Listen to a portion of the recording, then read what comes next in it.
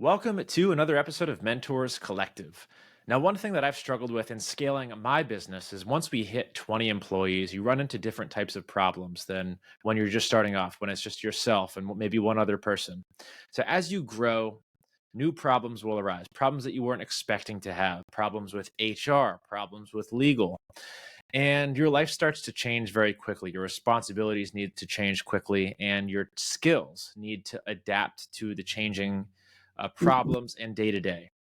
So, one of the things that I've found was critical in the growth of my company was learning management and leadership skills for myself. And to do that, one of the best things that I've done and that you can do is to find mentors who have done this before. So in this episode, I'm blessed to have Steve Prida here. Steve Prida has built and sold an investment banking firm in Europe. Super impressive, Steve. And now he helps businesses and business owners around the world scale their business and build their ideal life.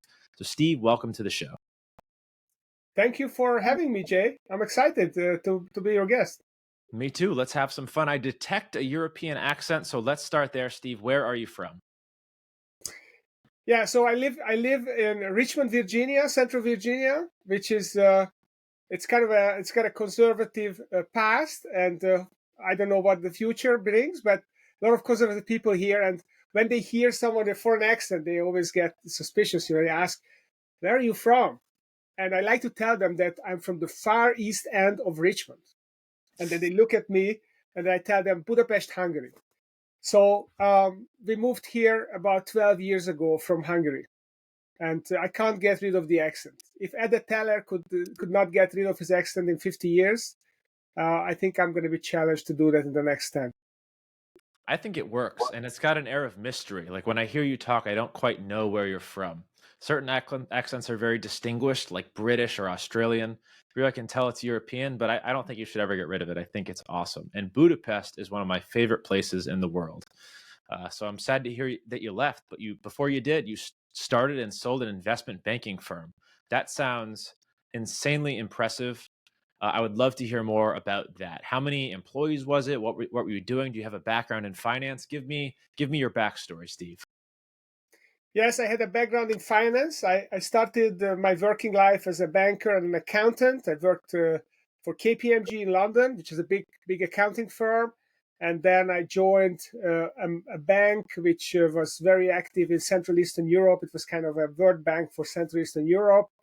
And then I joined another bank, and one thing led to another. And at some point, I left. I actually got pushed out in a reorganization, and I was 35 years old, and I thought, wow, this is the time. I always want to start my own business. I'm 35. That's the right time. I done my ropes in corporate Europe, I guess you can say.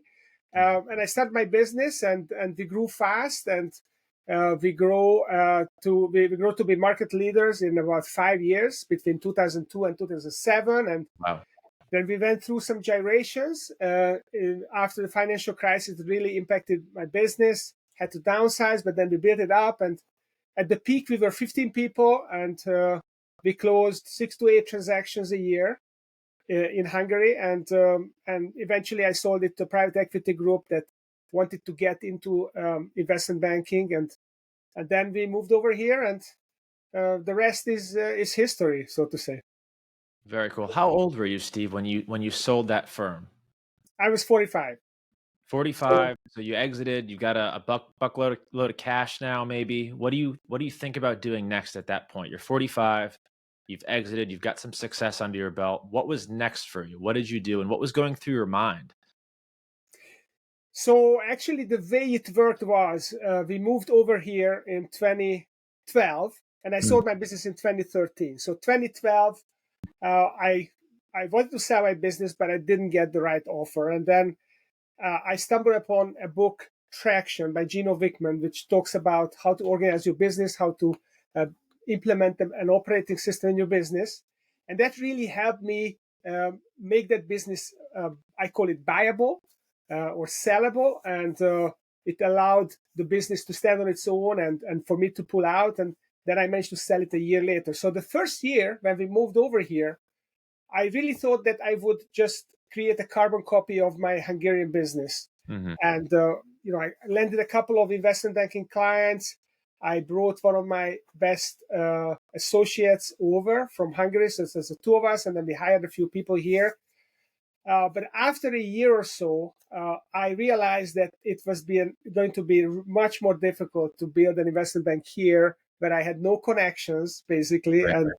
and it was a much bigger market. I thought Virginia was like Hungary; it's about the same size, but it's obviously it's just big. It's part of a big market, and I decided that okay, I had my adventure, I sold my business, let's do something else, and then I got into coaching. Beautiful. And coming from the European entrepreneurial community to the American business and entrepreneurial community, I'm sure that must have been a shock.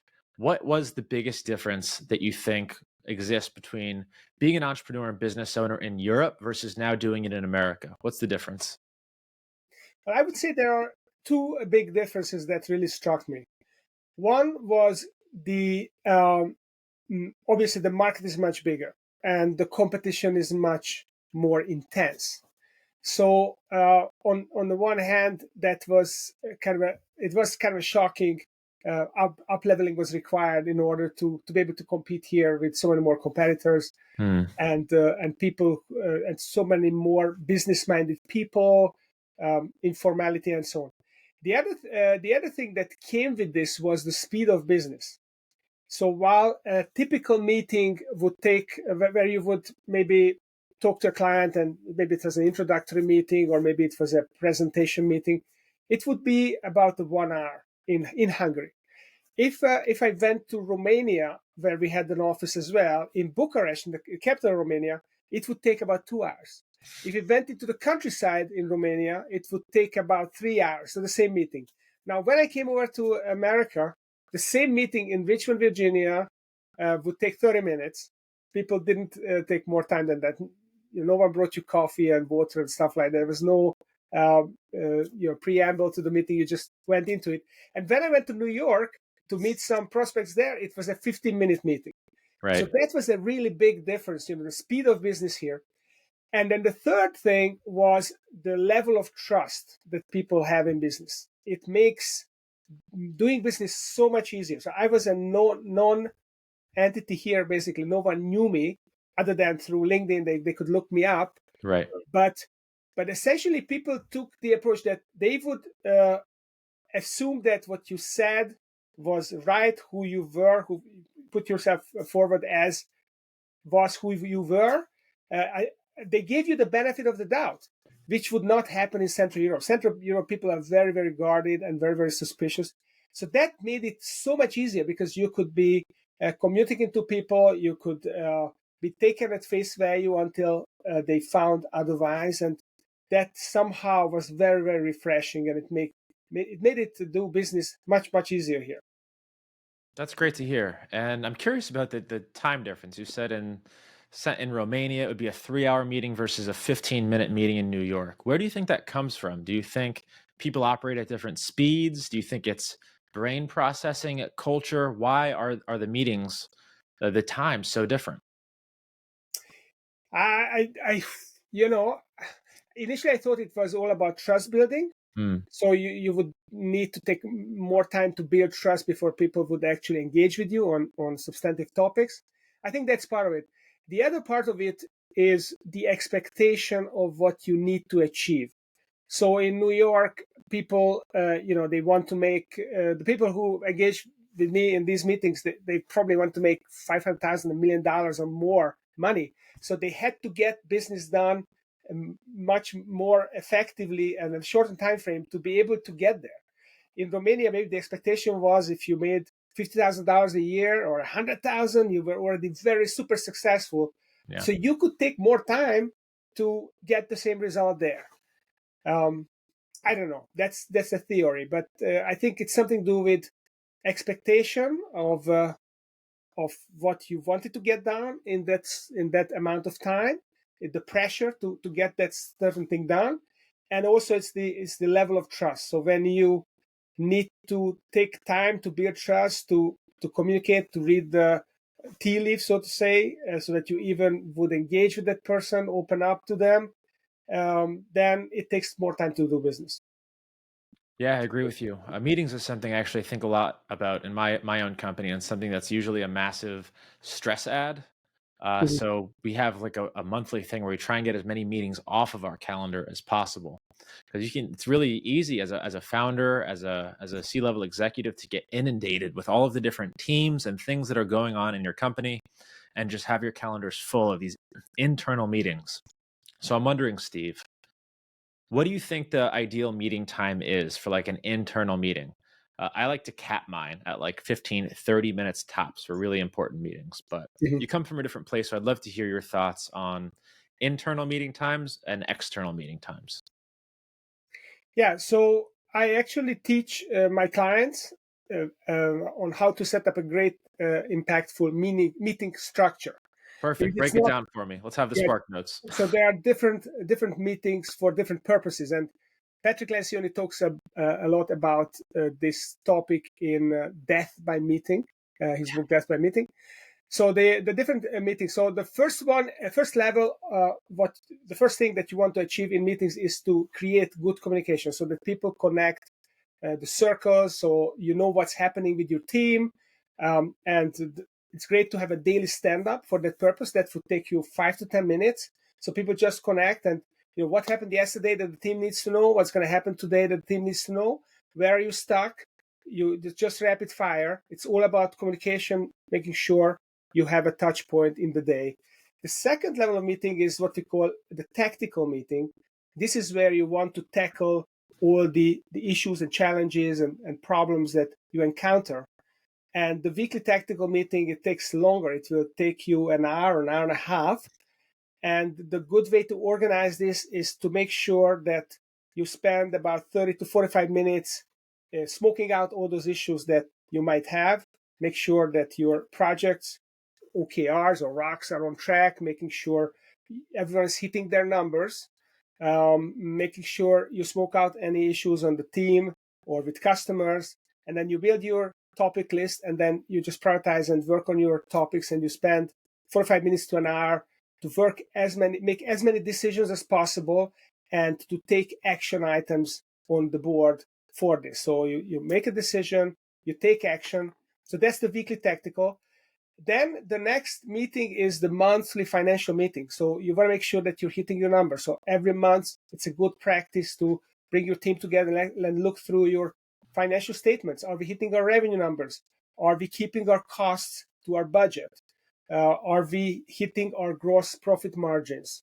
Are we serving our customers profitably? So spend some time every month making sure that you hit your numbers. Maybe you need to look at some of the ongoing projects, we call them rocks or OKRs, that they are on track. And if they are not, how do you get back on track? So that's the mostly financial meeting. And then quarterly, it's great to bring the team, your leadership team together and review, okay, have we achieved what we wanted to do? Are we on track to achieving our annual goals? Are we hitting our financials? What are the challenges? What are the changes in the market? What are the opportunities? Let's prioritize and let's decide what are we going to focus on next quarter, and what do we have to accomplish to achieve the annual goals. And then the annual meeting is a strategic planning. It's all about learning what you achieved and how you did this year, so that you can build a great strategic plan for next year, making sure that you're still aligned with your vision and you are on track to achieving your medium-term, long-term goals. So this is your annual strategic planning meeting, and these are the main meetings: daily stand-up, weekly tactical, quarterly strategic, and then the annual strategic planning.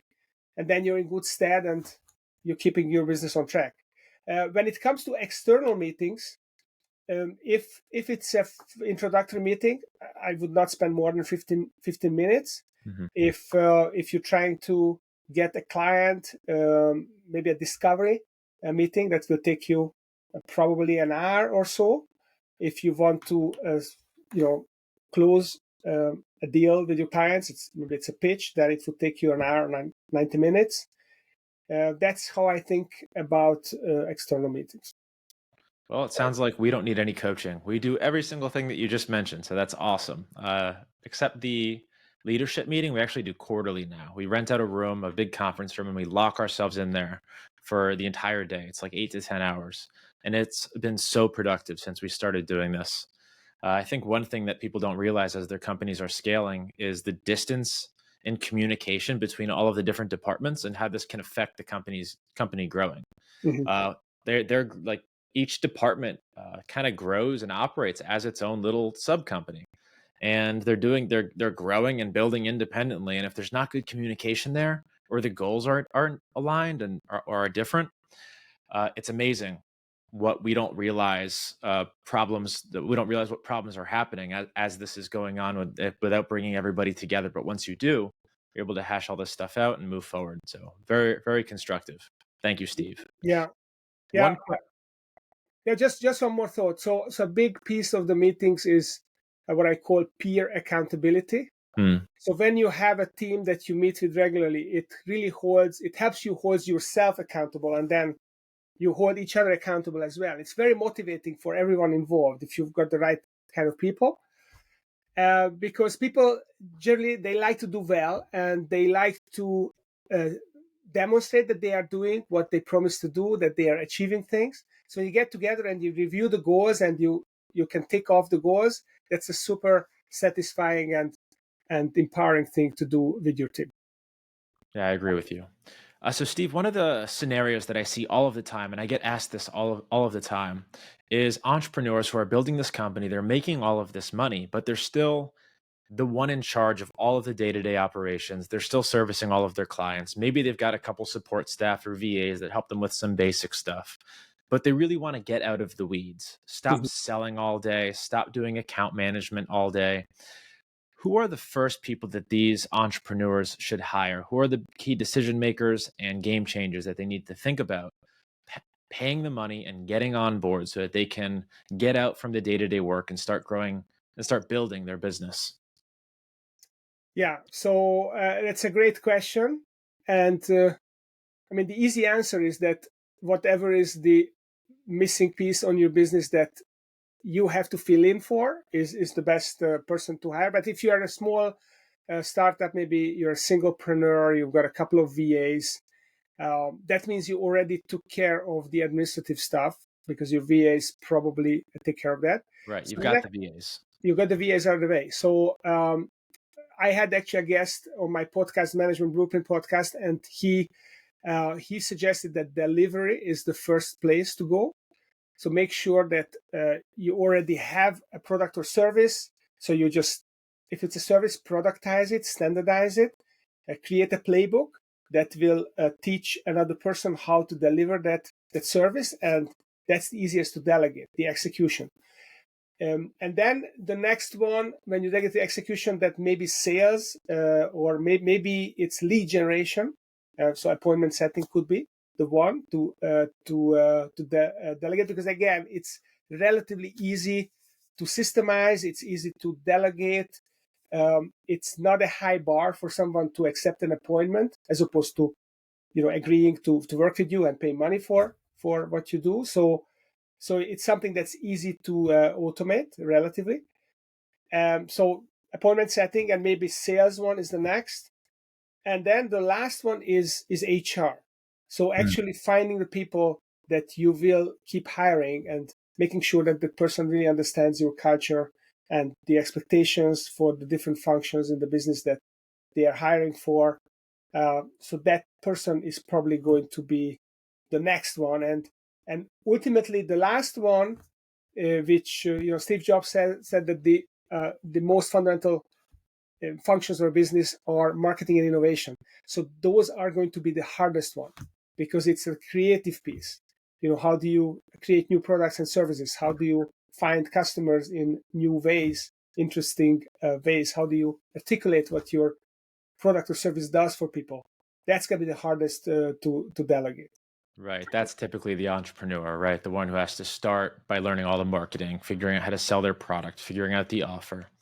I was fortunate enough to have a business partner. I'm the visionary. I do the marketing, the business development, the offers.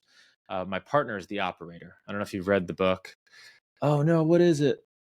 Rocket Fuel? Rocket fuel, yes, about the visionary and the operator in a business, and we are the exact pair that they talk about. So he's the money guy, the spreadsheets, the HR, the legal, and he will clean up behind me and make things work. But I think it's very hard to start and grow a business without a visionary, without someone that understands marketing and offers and sales. But having an operator has been really useful for me too, because I hate numbers, I hate legal, I hate looking at all of the nitty gritty along the way.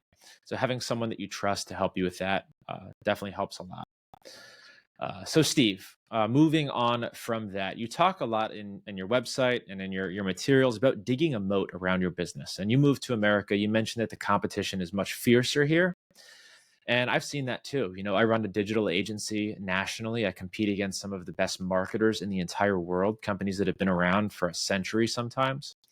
How do you dig a moat? How do you protect your business to survive for the long run and to compete against companies that are much bigger, have been doing it a longer time, have more money to spend on ads and acquiring clients?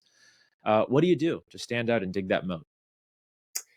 Yeah, so this is all about strategy and all about differentiating yourself, because it, being better than others is kind of a futile thing, because you can keep improving and improving, but if you're not perceived as being different and more unique, uniquely fitting the needs of a certain market segment, then you're just going to be seen as a commodity. And if you're a commodity, however good you are, people are not going to pay top dollars for you.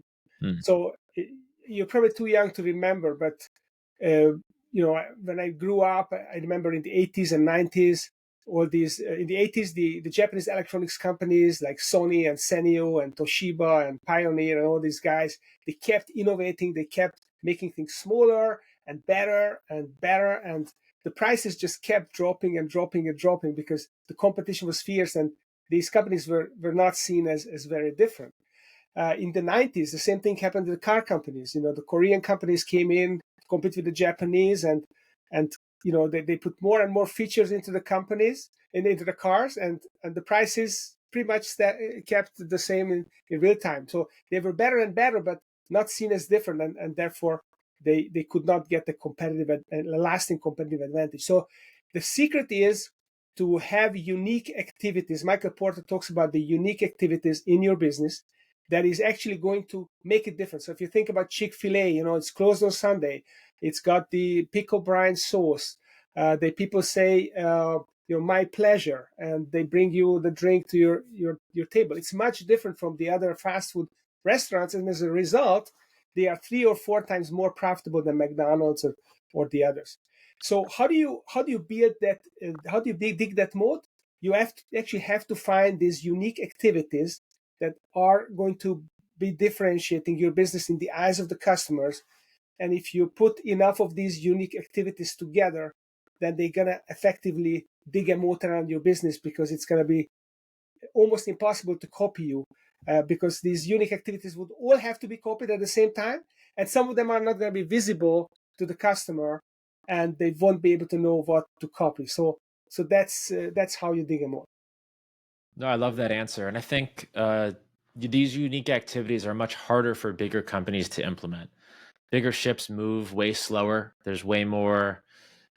Say that an order comes from the top, it might take months, even a year, to trickle down to the bottom and get things implemented.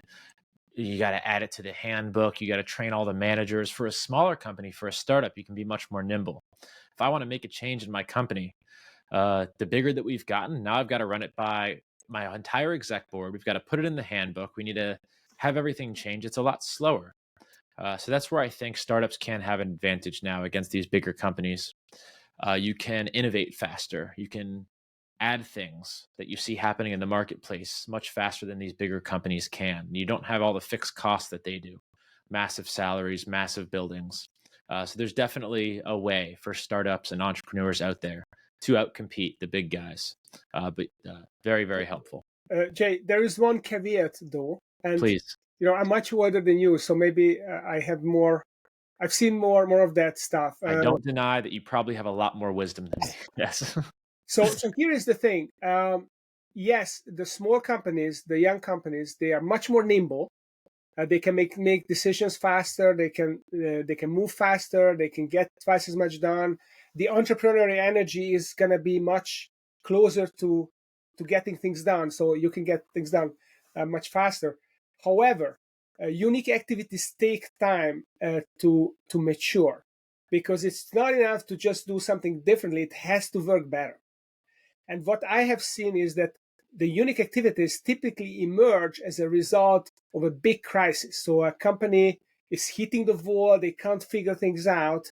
They are in an existential crisis, and they are forced to come up with a out of the box solution, and that becomes a unique activity over time that actually will allow them later to build that competitive advantage. So in my business, around 2005, we had a crisis. We were essentially focused on capital raising. There was a government program that provided capital injection to companies, and we were really kind of cornered the market, and that was 80% of our business.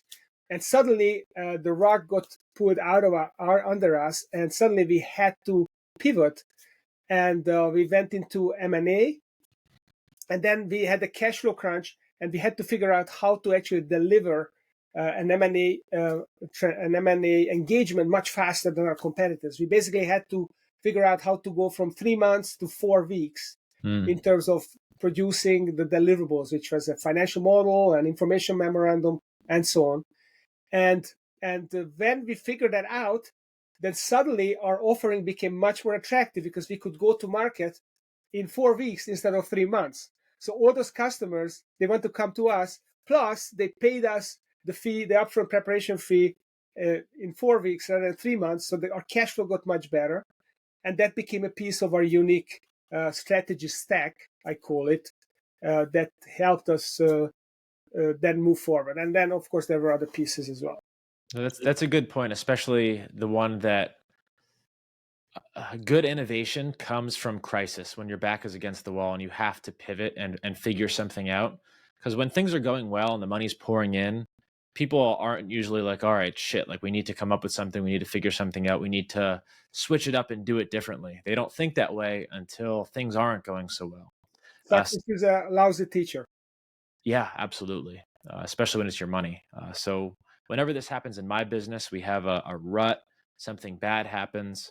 Now me and my co-founder have like a conversation that we go back to. I'm like, this is when we're going to grow. And when the market turns and we come out of this, we're going to be much stronger for it. And that's been true for our company. And I think it's a good lesson for every entrepreneur, because we all have these peaks and valleys in the business journey. So one interesting thing I have discovered is that the best entrepreneurs are often the people who are willing to put themselves in the most precarious situations, because they use it as a forcing function to push themselves to the wall, so that they get forced to become up with this great solution. So many of your listeners probably read Elon Musk's new biography that came out a few weeks ago. And he basically has a technique for that. He calls it surge. So he kind of throws these grenades. He artificially creates these crisis situations where everybody, or all hands on deck, and people are working like 20 hours a day, and they have to launch that rocket, or they have to get the production of the Teslas up by 200% in 4 weeks. And these are crazy situations which force people to come up with extraordinary accomplishments.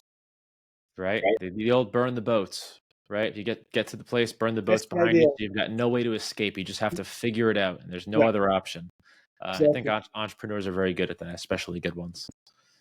So Steve, also in your material, you speak a lot about creating the ideal life for the business owner, for the CEO.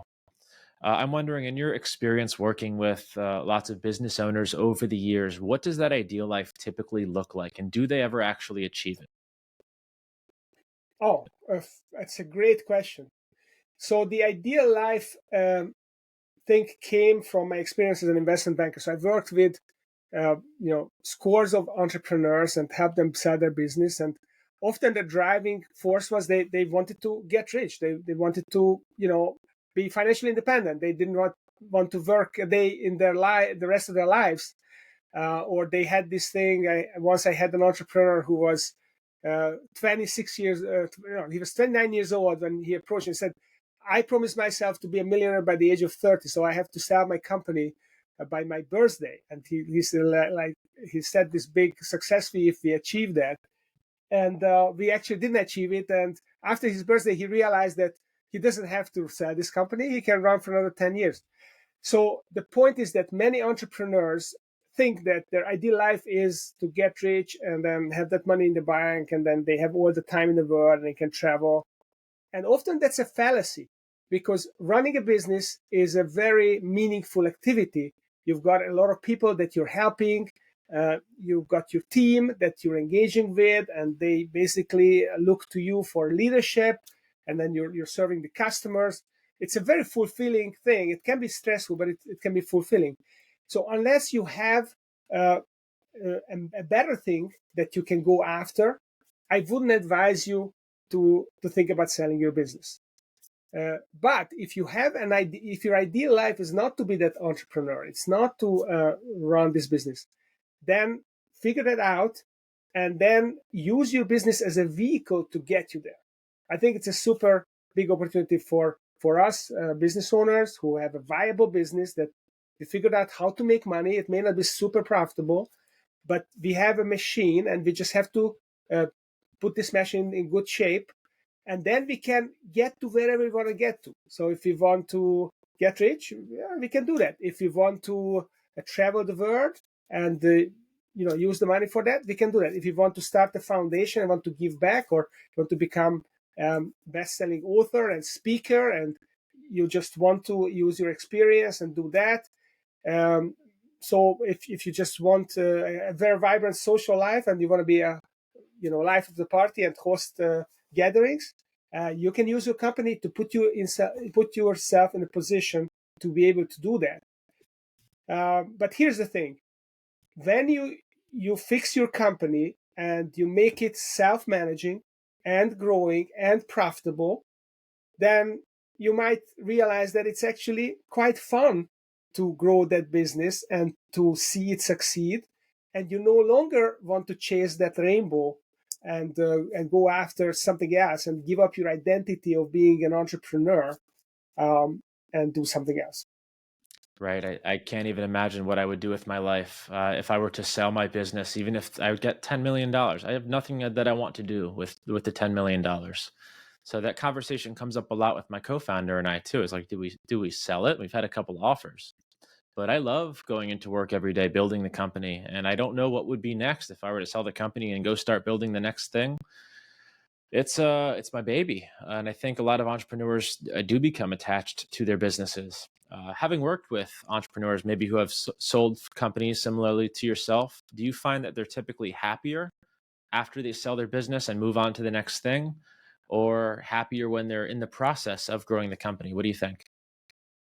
Well, I found them to be very happy when they sell the business. So the day when they sell it, it's very happy. Right, dopamine Very rush happy. right away. The next few weeks is they have a little bit of a buyer's remorse or seller's remorse in this case, but they are still happy because now they have all the time, they have all that security, they can sleep soundly, that the weight is off their shoulder. But 2 or 3 months in, they realize that it's boring to be on the golf course every day. They realize that, okay, it's nice to have this boat and to go out in the river, but that can be boring as well. I mean, unless you have other people to ride your boat out, it's not that exciting to do all the time. So I have found many of them to not become happier, and I saw many of them that after their non-compete expired, they went back into business and they started another company, or they used the money to buy another company so that they could get back into the game. Right.